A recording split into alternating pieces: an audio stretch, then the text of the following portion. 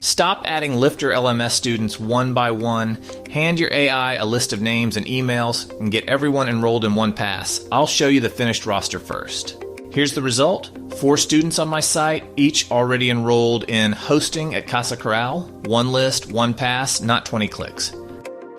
LifterLMS reporting shows the same roster. Each student has an active enrollment. That's the proof it stuck.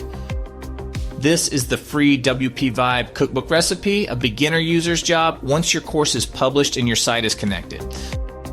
Copy the prompt, drop in your course name and your list of people. It checks the course is published before anyone gets enrolled.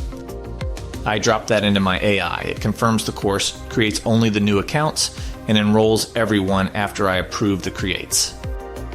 Back in WordPress, the roster is yours to audit. You approve before accounts go live, then send the login note to your students.